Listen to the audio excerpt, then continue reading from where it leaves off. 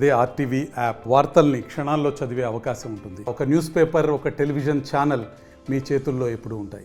BJP Hanumakonda జిల్లా అధ్యక్షులు మనతో ఉన్నారు. ఒకసారి వార్తలు మాట్లాడదాం. సార్, ఇప్పటివరకు ఈ ప్రోగ్రామ్ చూస్తుంటే ఇప్పుడు ఒక దేశం వృద్ధి చెందుతుందనడానికి ఒక చాలా కాన్సెప్ట్, ఒక చాలా స్టాటిస్టిక్స్ చెప్తున్నటువంటి పరిస్థితి. మీకు ఎట్లా అనిపిస్తుంది ఈ ప్రోగ్రామ్స్ అంతా చూస్తుంటే? యువతను చైతన్యం చేసేదానికి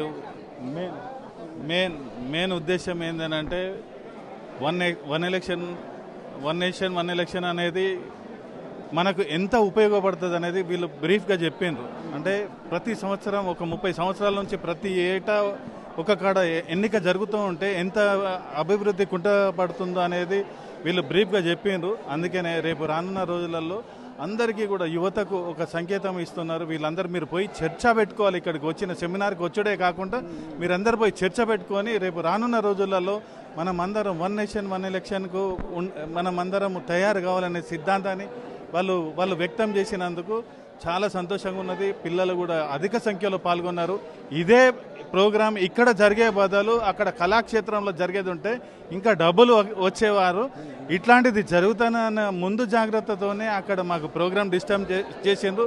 ఇట్లాంటి ఎన్ని ప్రోగ్రాంలు డిస్టర్బ్ చేసినా కానీ రానున్న రోజులలో భారతీయ జనతా పార్టీ పురోగతి చెందుతుందని ఇక్కడ బాగా రానున్న రోజులలో భారతీయ జనతా పార్టీ మంచి సంకేతంలో ఉంటుంది అనేది మా ఆశాభావం. ఓకే, ఇక్కడ విద్యార్థులకు అవగాహన సదస్సు ఏర్పాటు చేసిన తర్వాత ఇక్కడ బీజేపీ శ్రేణుల్లో కూడా కొంత ఉత్సాహం అయితే కనిపిస్తుంది. ఎందుకంటే దీనికి ప్రతిదీ కూడా జీడీపీ వృద్ధి రేటు ఎలా పెరుగుతుంది అన్నటువంటి దాని మీద ప్రతి ఒక్కరికి అవగాహన ఉండాలి. ఈ అవగాహన అనేది కూడా గ్రామ స్థాయిలో ఉన్నటువంటి వాళ్ళందరూ కూడా స్టూడెంట్స్ వాళ్ళకు ఇక్కడ సమావేశాలు సభలు ఏర్పాటు చేసి చెప్పాలన్నటువంటి ఒక విషయం చెప్తున్నారు. ప్రతిసారి ఎలక్షన్ జరుగుతున్నప్పుడు కొన్ని వేల కోట్ల రూపాయల ప్రజాధనం వృధా అవుతుంది. దీనివల్ల జనజీవనం కూడా కొంత వెనుకబడిపోతుంది అన్నటువంటి ఒక కాన్సెప్ట్ అయితే తీసుకుంటారు. ప్రస్తుతానికి బీజేపీ మాజీ జిల్లా అధ్యక్షురాలు రావు పద్మ గారు ఉన్నారు. ఒకసారి ప్రస్తుతానికి మేడం, ఇంత ఎఫర్ట్ పెడుతున్నారు. ఒక జాతీయ స్థాయిలో కూడా వన్ నేషన్ వన్ ఎలక్షన్స్ అన్నటువంటి కాన్సెప్టే చాలా గ్రేట్గా తీసుకోవాల్సినటువంటి అవసరం ఉంది. జమిలీ ఎలక్షన్ చెప్పి ఎప్పటి నుంచో చెప్తున్నారు. కానీ ఇంప్లిమెంటేషన్కి వచ్చేసరికి కూడా అన్ని పార్టీలు కొంతమంది జారుకుంటున్న పరిస్థితి. ఇది ఎట్టి పరిస్థితుల్లో ఇంప్లిమెంట్ చేయాలన్నటువంటి లక్ష్యంతో ముందుకెళ్తున్న నేపథ్యంలో ఈ రోజు జరిగినటువంటి సెమినార్ ఇక్కడ విద్యార్థుల మీద ఎట్లాంటి ప్రభావం చూపించింది, మీకు ఎట్లా అనిపించింది? చాలా సంతోషంగా ఉంది. ఎందుకంటే ఒకప్పుడు కూడా మనకు దాదాపుగా 1968 వరకు కూడా అప్పటి వరకు ఒకటే ఎన్నిక ఉండేది. కానీ ఎప్పుడైతే ఈ కాంగ్రెస్ గవర్నమెంట్ ఎంతసేపటికి vote bank policy, vote bank రాజకీయాలు చేసుకుంటూ దాన్ని ఎంత ధనము వృధా అవుతుందో. ఇప్పుడు ఏదైనా స్కీమ్ ఇంప్లిమెంట్ చేయాలంటే ఎలక్షన్ వస్తుంది, కోడ్ వస్తుంది, దాన్ని ఇంప్లిమెంట్ చేయడానికి ఉండదు, అభివృద్ధి చేయడానికి ఉండదు. బోలెడు ప్రజాధనం వృధా అవుతుందనే ఉద్దేశంతో ప్రధానమంత్రి గారు ఏ ఆలోచన తీసుకున్నా కూడా దేశం కోసం, దేశంలో ఉన్న ప్రజల కోసం, పేదల కోసం, సంక్షేమం కోసం ఆలోచిస్తారు. అలాంటిది కాబట్టి ఇది వన్ నేషన్ వన్ ఎలక్షన్ అనేది మన జీడీపీ వృద్ధి కూడా అవడానికి ఉంటుంది. కాబట్టి తప్పకుండా ఈరోజు ఏదైతే స్టూడెంట్స్కి చెప్పినామో అదే విషయాన్ని కూడా గ్రామాలలో రైతులకు కానీ మహిళలకు కానీ తప్పకుండా ఈ విషయాన్ని తీసుకెళ్ళి ఇంకా ముందుకు తీసుకెళ్ళడానికి అవకాశం.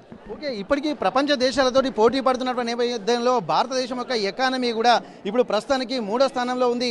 ఈ నేపథ్యంలో కూడా ఇటువంటి ఎలక్షన్స్ను కూడా అంటే వన్ నేషన్ వన్ ఎలక్షన్ అన్నటువంటి కాన్సెప్ట్ని ఇంప్లిమెంట్ చేస్తే ఎంతో ప్రజాధనం సేవ్ అవుతుంది అన్నటువంటిది ఈ సేవ్ అయినటువంటిది అభివృద్ధి కోసం, ప్రజల అభివృద్ధి కోసం అని చెప్పి అనుకుంటున్నారు. ప్రస్తుతానికి మహబూబాబాద్ మాజీ పార్లమెంట్ సభ్యులు, ఎందుకంటే ప్రత్యక్షంగా కూడా ఎలక్షన్లో పార్టిసిపేట్ చేశారు, వారికి కూడా చాలా అవగాహన ఉంటుంది.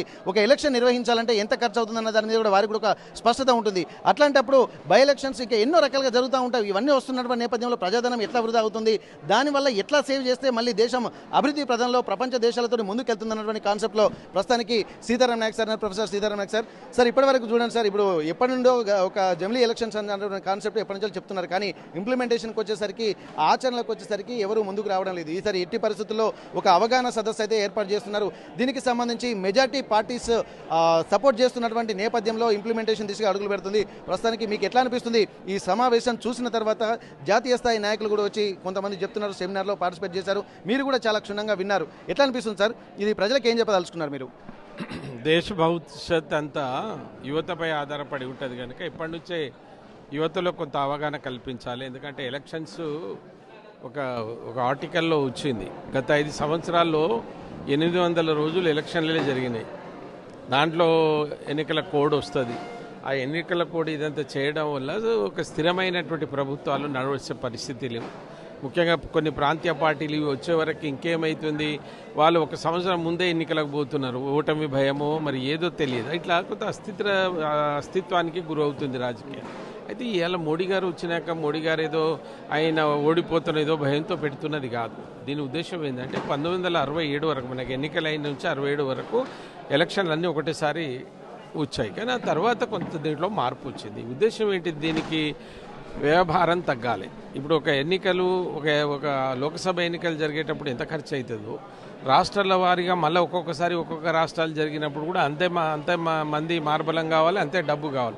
దాంతోపాటు నల్లధనం కూడా ఎక్కువ ఖర్చు అవుతూ ఉంది. ఒక ఎన్నికలు మన దగ్గర తెలంగాణ ఇటు గెలవాలంటే 40 కోట్లు పెట్టేటువంటి దౌర్భాగ్య పరిస్థితి రాజకీయాల్లో వచ్చింది. అయితే మోడీ గారు ఇవన్నీ క్షుణ్ణంగా ఆలోచించి ఈ దేశం బాగుపడాలి, ఈ దేశంలో ఒకసారి భారం తగ్గాలి ప్రజలకు.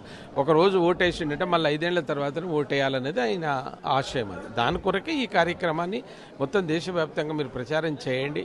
పార్టీలు కొంచెం స్వార్థం కలిగినటువంటి పార్టీలు చేయవచ్చు, కానీ కాంగ్రెస్ వాళ్ళు కొంచెం సిగ్గు తెచ్చుకోవాలి. ఏంటంటే ఇది నువ్వే కదా 64 సంవత్సరాలు ఈ దేశాన్ని పరిపాలించినప్పుడు, అప్పుడు నువ్వే కదా స్టార్టింగ్లో ఇది చేసింది జమిలీ ఎన్నికలని, మళ్ళీ ఎందుకు ఇప్పుడు మాట మారుస్తూ ఉన్నారు? ఏది మోడీ గారు మంచిది చేయాలంటే దానికి వాళ్ళు అడ్డుపడాలి. కానీ ప్రజలు అట్లా లేరు. జమిలీ ఎన్నికలే కావాలంటున్నారు. జమిలీ ఎన్నికల గురించి నష్టాలలో ఏంది, వాళ్ళు ఏం నష్టం చూపెడుతున్నారు? మా వాయిస్ పోతుంది. నీ వాయిస్ ఎవరికి కావాలి? రాష్ట్రంలో దేశం బాగుపడితేనే రాష్ట్రం బాగుపడుతుంది కదా.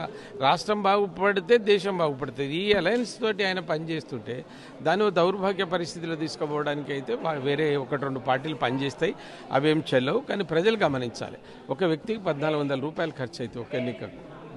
అట్లా ఎన్ని ఎన్నికలు పెడతారండి? చెప్తే కదా ఇప్పుడు 5 సంవత్సరాలు 800 రోజులు ఈ ఎలక్షన్ కోడ్ ఆఫ్ కండక్ట్ పోయింది. ఎంతమంది టీచర్స్, ఎంతమంది ఖర్చులు, అధ్వానమైనటువంటి ఖర్చులు దీని మీద పెట్టకుండా ఒక్కసారి ప్రజల భారం తగ్గాలంటే ఒకసారి ఓటేయాలి, మళ్ళీ 5 ఏళ్ళకే వేయాలి. చాలామందికి చాలా అనుమానాలు అయింది. మధ్యన గవర్నమెంట్ పడిపోతే దేశం అంతా పడిపోతుంది, అది పడిపోతుంది. ఇప్పుడు దానికి ఇక నామ్స్ వస్తాయి. అట్లా ఎందుకు చేస్తారు? చెయ్యరు. ఒక ఎలక్షన్లు అయింది, మధ్యలో ఏదైనా పడితే దానికి ఉండేటువంటి ప్రొసీజర్ ఏమంటే చూస్తారు. ఏదేమైనా మోడీ గారికి ధన్యవాదాలు తెలియజేయాలి. ముఖ్యంగా రేపు వారి 70 సంవత్సరాల జన్మదినం జరుగుతూ ఉంది. ఆ జన్మదినం కూడా శుభాకాంక్షలు. వారికి ఒకరోజు ముందుగానే భగవంతుడు ఆయురారోగ్యాలు ఇచ్చి ఈ దేశాన్ని కాపాడాలని ఆ భగవంతుని ప్రార్థిస్తూ వారికి జన్మదిన శుభాకాంక్షలు తెలియజేస్తూ దీన్ని ప్రజలు గమనించాలని కోరుతా ఉన్నారు. ఓకే సార్, స్వతహాగా ప్రొఫెసర్ కాబట్టి ప్రతి ఒక్క స్టాటిస్టిక్స్గా కూడా చెప్పారు. ఇది చాలా అవసరం. ఎందుకంటే 5 సంవత్సరాలలో 800కు పైగా కొన్ని రోజులు మాత్రం కేవలం ఎలక్షన్స్ నిర్వహించడానికే సరిపోతుంది. ఎంతోమంది టీచర్స్, ఎంతోమంది ఎన్నోసార్లు ఓట్లు వేయడానికి కూడా అవకాశాలు ఉంటుంది. కాబట్టి ఇవన్నిటిని దృష్టిలో పెట్టుకుంటే ప్రజాధనం కూడా ఎంతో ఖర్చు అవుతుంది. ఇట్లాంటి నేపథ్యంలో 1965 వరకు కూడా ఈ ఎలక్షన్స్ పద్ధతి ఉండేది. కానీ ఆ తర్వాత కొన్ని జరుగుతున్నటువంటి రాజకీయ సమీకరణలు దృష్టిలో పెట్టుకొని కూడా మళ్ళీ ఇక్కడ రాష్ట్రాల వారీగా ఎలక్షన్స్ నడుస్తున్నాయి. ఆ తర్వాత ఎన్నో ఒక్కొక్క ప్రాంతానికి ఒక్కొక్కసారి ఎలక్షన్ నిర్వహించడం వల్ల కూడా చాలా ఇబ్బందులుగా ఆర్థిక భారం మోపుతుందని చెప్పి అంటున్నారు.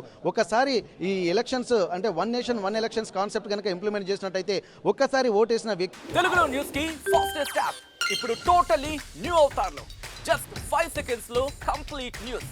సోషల్ మీడియాలో ట్రెండ్స్ కి one stop solution. Live TV app voice search option తో ఇప్పుడే డౌన్లోడ్ చేయండి లేదా అప్డేట్ అయిపోండి. యాప్ లింక్ డిస్క్రిప్షన్ లో ఉంది.